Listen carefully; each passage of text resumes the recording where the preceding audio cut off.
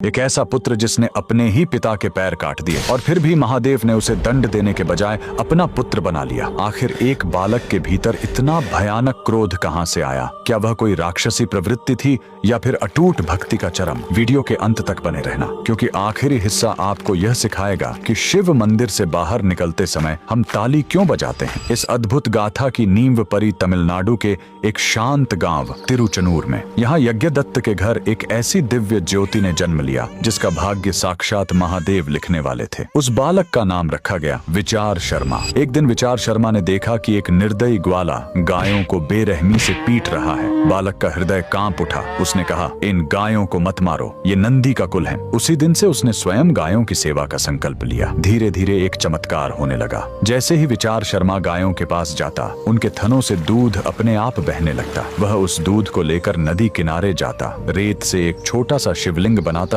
और बड़ी श्रद्धा से महादेव का अभिषेक करता। वहाँ कोई भव्य मंदिर नहीं था, बस एक नन्हा बालक और उसकी निस्वार्थ भक्ति थी। लेकिन जब गांव वालों ने यह देखा तो उन्हें लगा कि यह बालक दूध को मिट्टी में बहाकर व्यर्थ कर रहा है। उन्होंने उसके पिता यज्ञदत्त से शिकायत कर दी। अगले दिन विचार शर्मा ध्यान में डूबा था। उसकी आंखें बंद थीं, हाथों में दूध का पात्र था और होठों पर शिव का नाम। तभी वहाँ उसके पिता पहुंचे। क्रोध में अंधे होकर उन्होंने बालक को पीटना शुरू कर दिया, लेकिन विचार शर्मा को तो कुछ महसूस ही नहीं हुआ। अहंकार और गुस्से से भरे पिता ने लात मारकर दूध का वह पात्र गिरा दिया और रेत के शिवलिंग को खंडित करना चाहा। जैसे ही महादेव की पूजा का अपमान हुआ, विचार शर्मा की समाधि टूट गई। उसने देखा कि उसके पिता ने अपराध किया है। उसके हाथ में परी एक साधारण लकड़ी अचानक बिजली की तरह चमकी और एक विनाशकारी फरसे में बदल गई। महादेव के अपमान के प्रतिशोध में उस बालक ने एक ही वार में अपने पिता के पैर काट दिए। पर तभी वह रेत का शिवलिंग अचानक बिजली की कर्क के साथ फट गया और उसमें से स्वयं साक्षात महादेव प्रकट हुए।